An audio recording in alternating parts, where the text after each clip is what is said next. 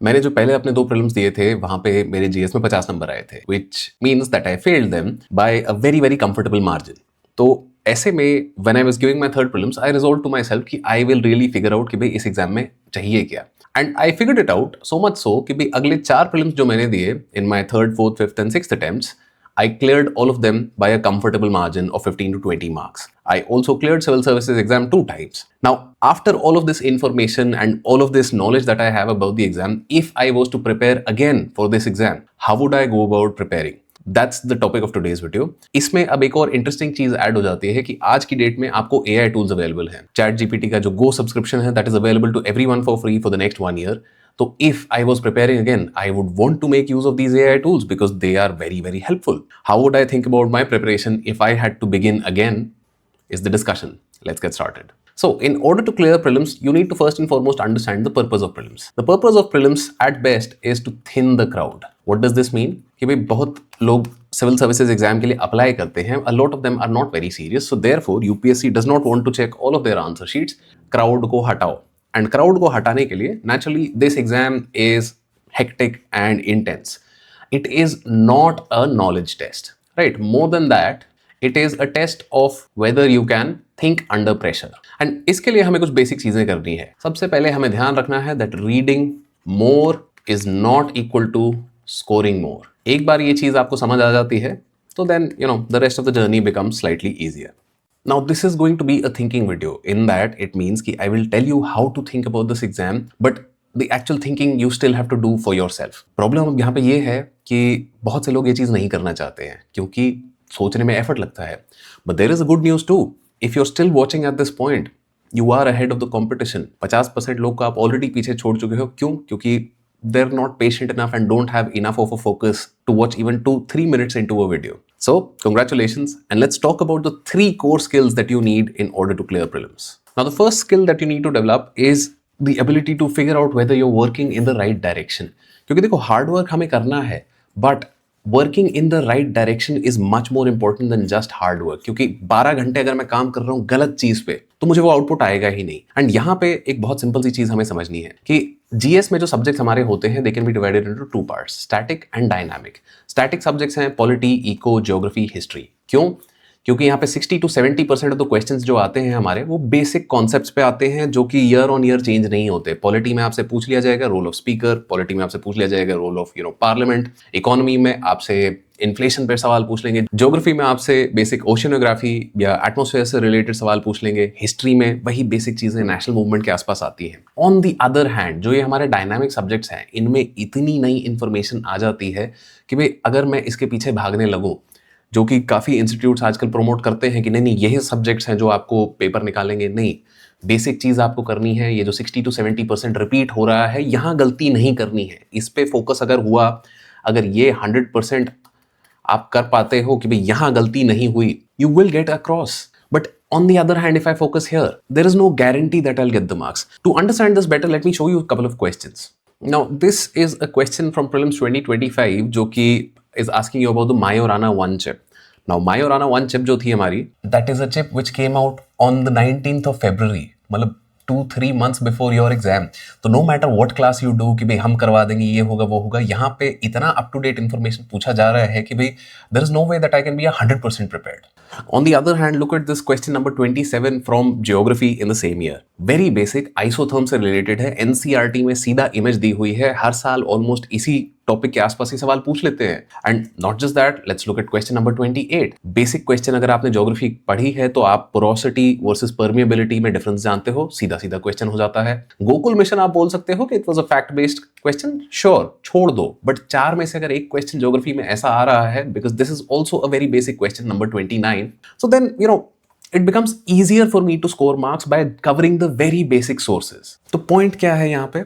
Right direction greater than hard work. Right direction यहाँ पे क्या चीजें हैं?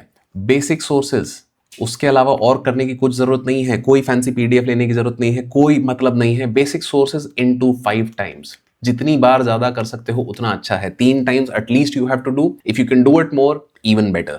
And somebody might ask कि भाई ये basic sources क्या है, तो वो भी देख लेते हैं. So जो 5-month plan का sheet हम यहाँ पे शेयर करते हैं उसमें एक list of resources भी हमने डाला हुआ है. यहाँ पे बेसिक लिस्ट ऑफ रिसोर्सेज हैं विच आर मतलब स्टैंडर्ड, मतलब पिछले 10 साल से लोग इन्हीं को पढ़ पढ़ के पेपर निकाल रहे हैं, तो आपको और ज़्यादा कुछ करने की ज़रूरत नहीं है. इन्हीं चीज़ों को 2 से 3 बार at least, more if you can. And यहाँ पे we have tried to give you NCERTs as much as possible, particularly let's say for geography. NCERTs के बाहर करने की जरूरत नहीं है. लक्ष्मीकांत, स्पेक्ट्रम, बेसिक चीजें. इंडियन इकोनॉमी के लिए वी रेकमेंड केतन सर की book because this is a very very comprehensive resource. And Ketan sir, as you know, is the Indian economy faculty at upscprep.com, somebody who's cleared the exam also. तो ये जो basic resources हैं all free of cost available to you. NCERTs online मिल जाती हैं, नहीं मिलती हैं, आपको कोई दिक्कत आती है उसमें, तो you can go to upscprep.com. वहां पे हमने फ्री रिसोर्सेज के लिए भी एक आपका कोर्स बना रखा है which is this beginners guide to UPSC prep. तो इस पे आप जाओगे, free of cost, all of these NCERTs basic things you will find over there. तो ये तो हमारा हो गया कि भाई हमको राइट डायरेक्शन करनी है. बट राइट डायरेक्शन के साथ साथ you also have to understand that some subjects में if I have more depth it's useful versus some में it is better to have breadth. ये क्यों? क्योंकि सेम ये जो हमारे सब्जेक्ट्स थे, इनमें अगर मैं डेप्थ रखता हूं, जो स्टैटिक हैं, बिल्कुल स्टैटिक हैं, मेरे क्वेश्चंस गलत होने के चांसेस कम हो जाते हैं. Whereas in this, breadth is much more important. I should have read about multiple different things, touched upon small topics बहुत सारी जगह पे, so that I can probably eliminate options. But यहाँ डेप्थ में रखता हूं तो it's much more useful for me. तो सबसे पहली चीज हमें यही समझनी है. नाउ इसमें अब डेप्थ कैसे करी जाए, कहां तक डेप्थ जाया जाए, इसके लिए what you have to do is previous year questions. This is the best resource that you have for your civil services exam preparation. And इसके लिए also we have design something. यहाँ पे प्रीलिम्स पीवाईक्यू टेस्ट सीरीज तो already है ही, which is where you will find कि भाई सारे जो आपके प्रीलिम्स के क्वेश्चंस हैं for the last 10-15 years, you will find them year wise as well as subject wise. But beyond that also we are working on something interesting which is prelims GPT. तो अब ये क्या है? It is chat GPT plus some custom instructions I've put up over here. तो ये क्या करता है आपको कि भाई ज्योग्राफी में अब मैं इससे पूछता हूँ कि भाई रिपीटेड सब थीम्स क्या हैं एंड बार बार किस चीज पे सवाल आता है, तो based on the knowledge bank which I shared with it will give me a list of resources, right. And more than that, इससे अब मैं और प्रोस्पेक्टिव सवाल भी कर सकता हूँ. And like I am still working on designing this. If you want this you can let me know in the comments. But core फंडा क्या है? कोर फंडा ये है कि मेरी direction is determined by previous year questions.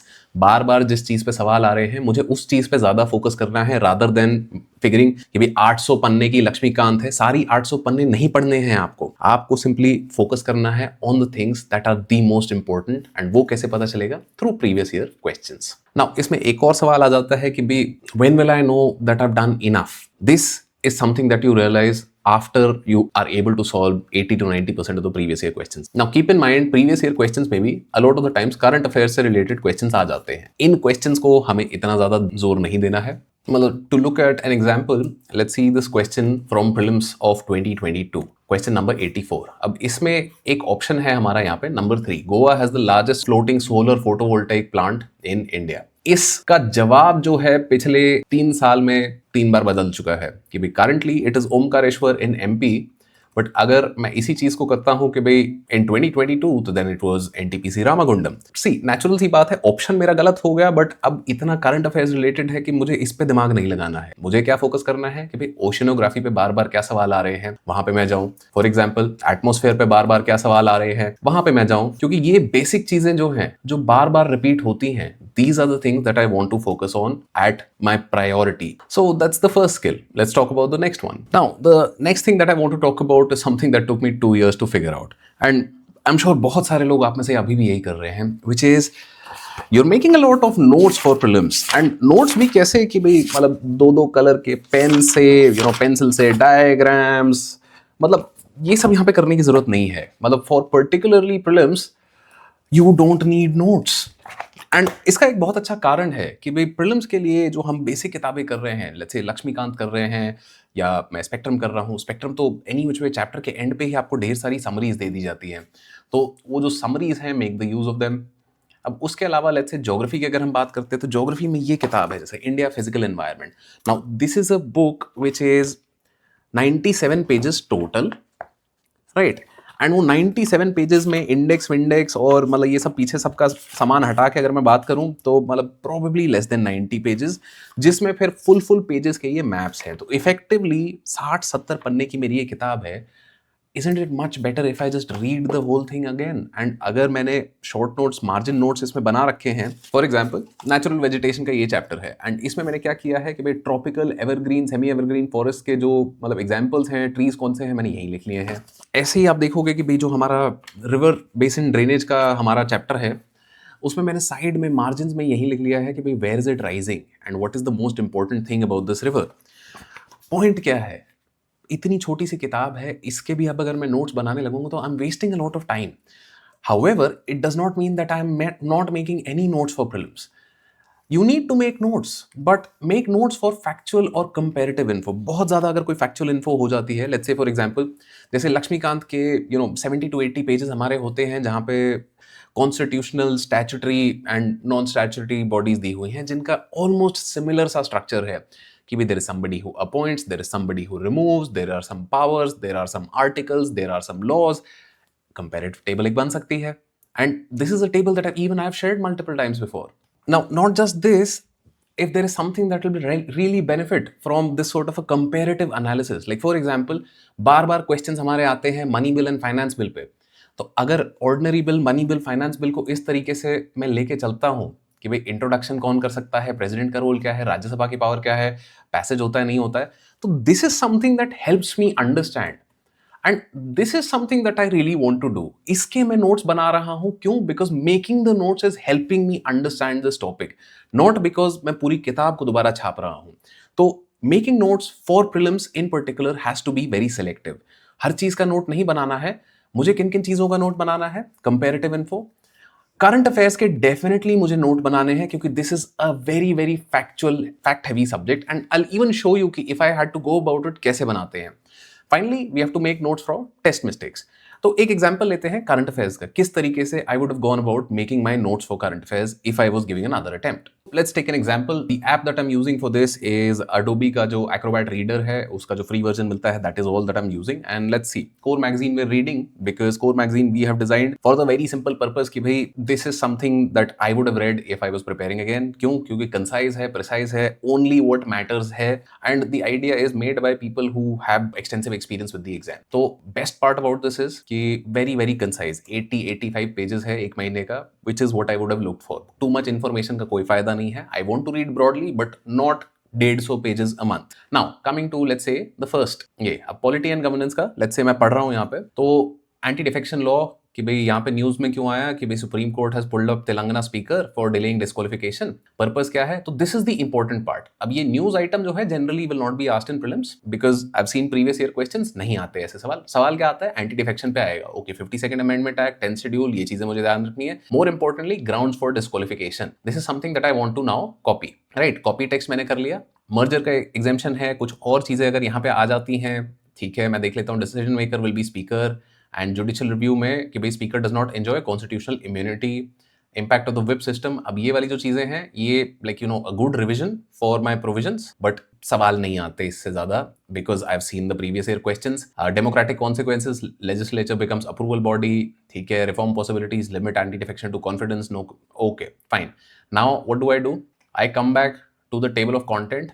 मैं इस चीज को यहाँ पे हाईलाइट करता हूँ, and then this, and then simply what I will do, I will paste what I had taken up from there, and this is it.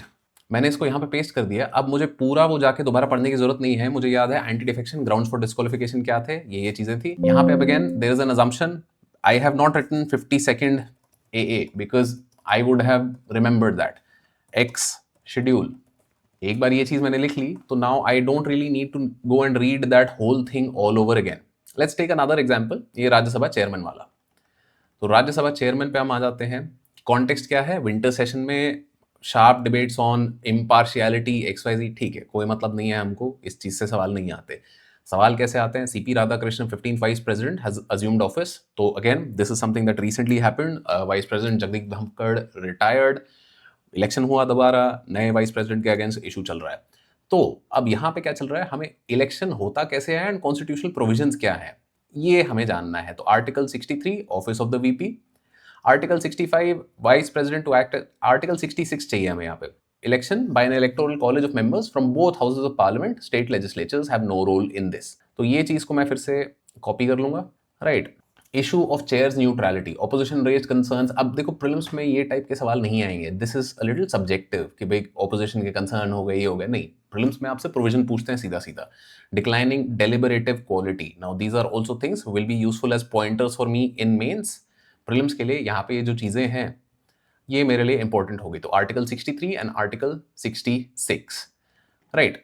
तो I will go back again intro में, फिर से मैं वही चीज करूंगा and I will paste again, right. अब इसके अलावा यहाँ पे एक और चीज थी मेरा, आर्टिकल 62 वीपी। तो दैट इज इट। मैं बस इतनी चीजें बार बार करता जाऊंगा यहाँ पे। अब font want you can obviously check, यहाँ पे कॉपी पेस्ट में ऊपर नीचे हो गया, but this is what I will have to do. अगर इतना सा काम मैं पढ़ते हुए कर लेता हूं कि 1 लाइन 2 लाइन में जो एंटायर आर्टिकल है उसको मैंने समराइज करके यहाँ पे डाल दिया, तो माई जॉब बिकम्स ईजियर। क्यों? क्योंकि now whenever I get back to this magazine, मुझे सिर्फ इंडेक्स में वो एक एक पॉइंट खोल के देखना है, मुझे एंटायर मैगजीन के 85 पेजेस पढ़ने ही नहीं हैं।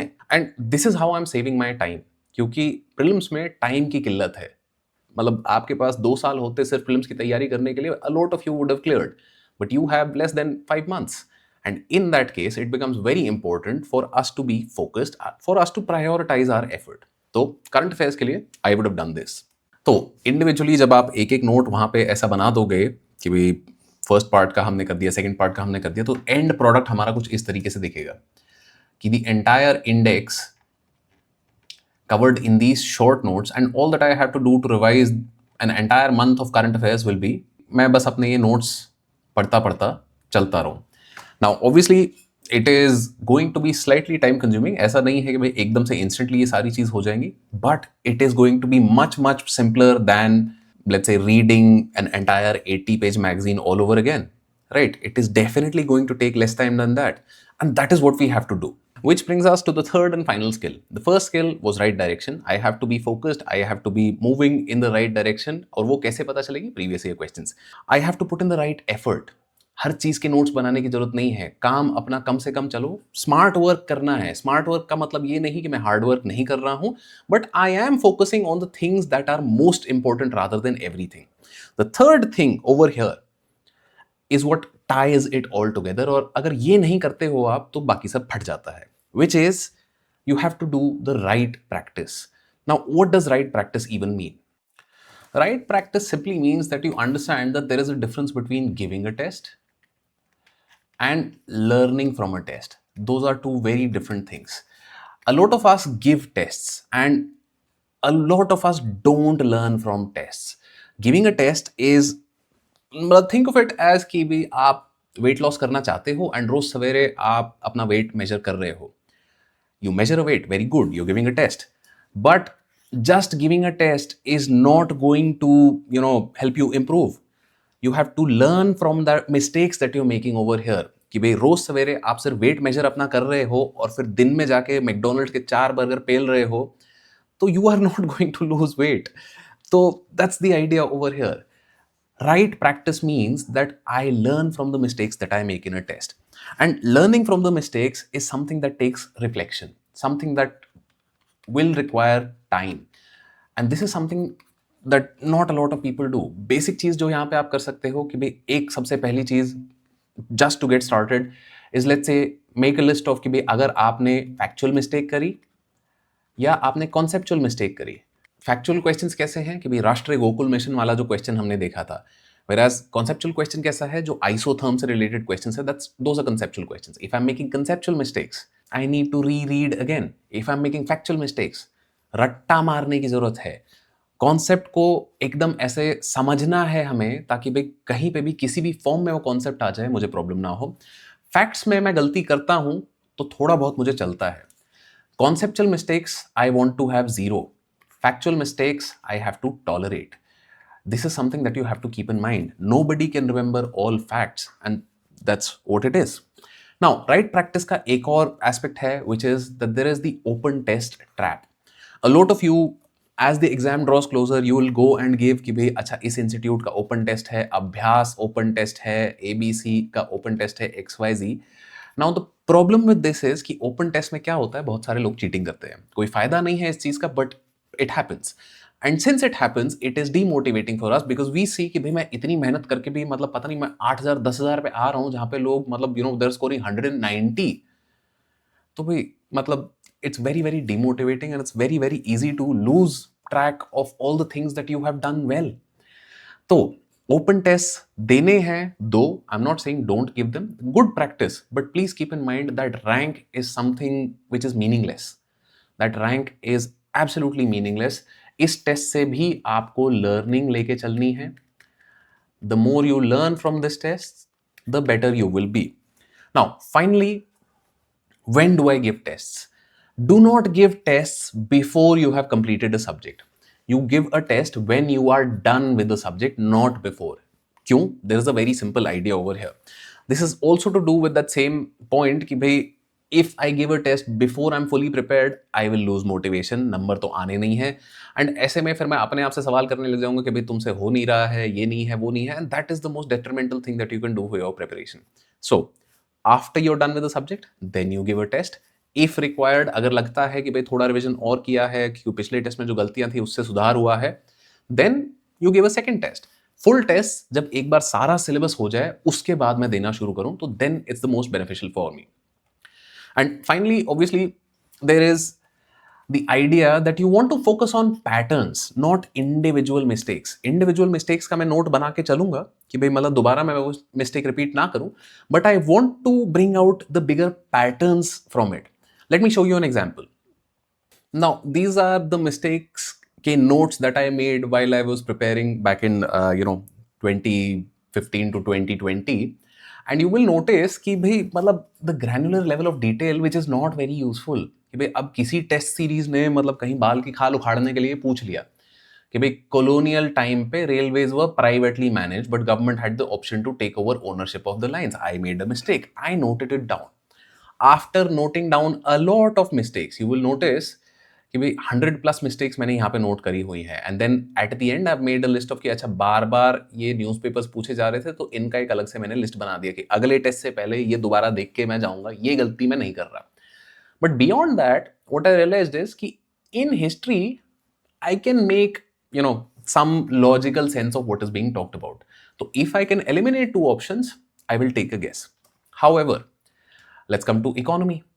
तो यहां पे क्या हो रहा है, I have a lot more mistakes, right. वहां पे 100 समथिंग थी, 165, राइट. एंड 165 मिस्टेक्स के बाद भी क्या है यहां पे सबसे बड़ा मेरा note, that make guesses and questions with concepts, don't guess for schemes और डेटा. क्योंकि स्कीम्स और डेटा को भी मैं शायद गेस कर रहा हूँ उस टाइम पे. And like obviously I was getting a lot more mistakes as you can see कि भाई 165 मिस्टेक्स हैं यहाँ पे. Let's come to environment.